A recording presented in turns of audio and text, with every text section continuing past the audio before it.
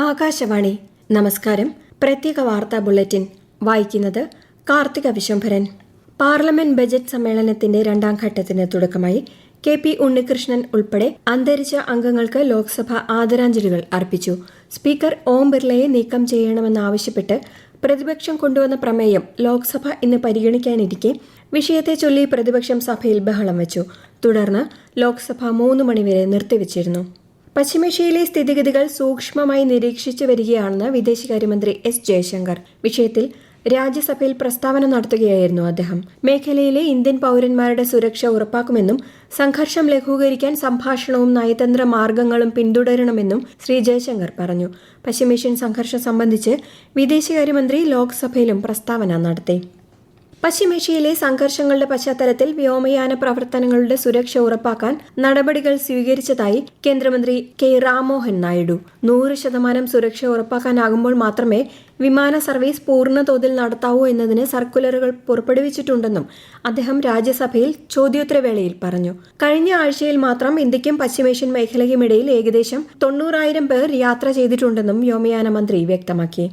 ജനങ്ങളുടെ അഭിലാഷങ്ങൾ നിറവേറ്റുന്നതിൽ സർക്കാർ പ്രതിജ്ഞാബദ്ധമാണെന്ന് പ്രധാനമന്ത്രി നരേന്ദ്രമോദി. വിദ്യാഭ്യാസം, നൈപുണ്യം, സർവകലാശാല ടൗൺഷിപ്പുകൾ എന്നിവ സംബന്ധിച്ച ബജറ്റാനന്തര വെബിനാറിനെ അഭിസംബോധന ചെയ്യുകയായിരുന്നു അദ്ദേഹം.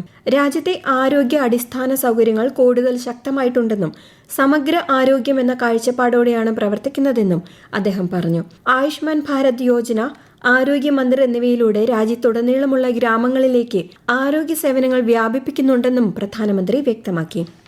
കേരളത്തിൽ ഈ വർഷം ജനുവരി 1-ന് 18 വയസ്സ് പൂർത്തിയായിട്ടും തീവ്ര വോട്ടർ പട്ടിക പരിഷ്കരണ സമയത്ത് പേര് ചേർക്കാൻ സാധിക്കാത്തവർക്ക് പട്ടികയിൽ പേര് ചേർക്കാൻ അവസരം. voters.eci.gov.in എന്ന വെബ്സൈറ്റിലൂടെയോ ECI നെറ്റ് മൊബൈൽ ആപ്ലിക്കേഷൻ വഴിയോ ബൂത്ത് തല ഓഫീസർ വഴിയോ അപേക്ഷിക്കാം. നാമനിർദ്ദേശ പത്രിക സമർപ്പിക്കാനുള്ള അവസാന തീയതി വരെയാണ് പേര് ചേർക്കാൻ അവസരം.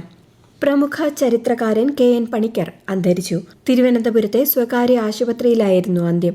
90 വയസ്സായിരുന്നു. കാലടി സംസ്കൃത സർവകലാശാല വൈസ് ചാൻസലറായി സേവനമനുഷ്ഠിച്ചിട്ടുണ്ട്. ഉന്നത വിദ്യാഭ്യാസ കൗൺസിൽ ഉപാധ്യക്ഷൻ, കേരള ചരിത്ര കോൺഗ്രസ് സ്ഥാപക അധ്യക്ഷൻ എന്നീ പദവികളും വഹിച്ചിരുന്നു. ശബരിമല സ്വർണ്ണ അപഹരണ കേസിൽ ദേവസ്വം ബോർഡ് മുൻ അംഗം N. വിജയകുമാറിന്റെ ജാമ്യ ഹർജി കൊല്ലം വിജിലൻസ് കോടതി തള്ളി. ആരോഗ്യ പ്രശ്നങ്ങൾ ചൂണ്ടിക്കാട്ടിയാണ് ജാമ്യ ഹർജി നൽകിയത്. ദേവസ്വം ബോർഡ് മുൻ പ്രസിഡന്റ് A. പത്മകുമാറിന്റെ നിർദ്ദേശപ്രകാരമാണ് രേഖകളിൽ ഒപ്പുവെച്ചതെന്ന് N. വിജയകുമാർ നേരത്തെ മൊഴി നൽകിയിരുന്നു.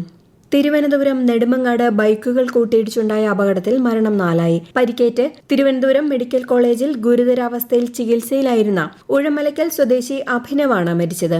ഉഴമലക്കൽ സ്വദേശികളായ ശ്രീലാൽ, ബിനോയ്, രാജേഷ് എന്നിവർ സംഭവസ്ഥലത്ത് വെച്ച് തന്നെ മരിച്ചിരുന്നു.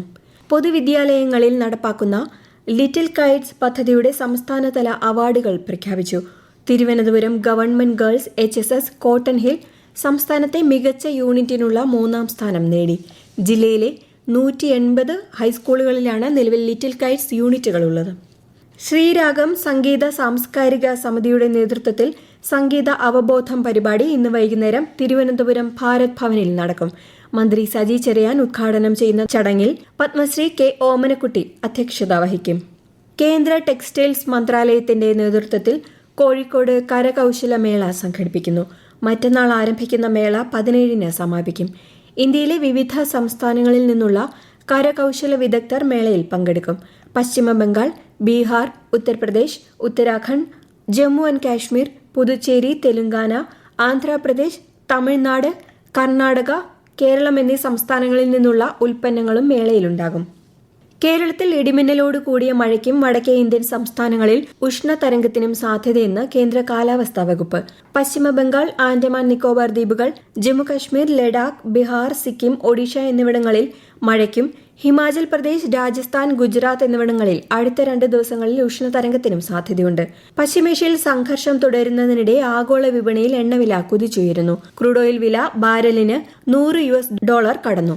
ഹോർമുസ് കടലിടുക്ക് വഴിയുള്ള എണ്ണ നീക്കം തടസ്സപ്പെടുമെന്ന ആശങ്കയെ തുടർന്ന് ഏഷ്യൻ വിപണിയിൽ ബ്രെന്റ് ക്രൂഡ് വില $110 പ്രത്യേക വാർത്താ ബുള്ളറ്റിൻ കഴിഞ്ഞു.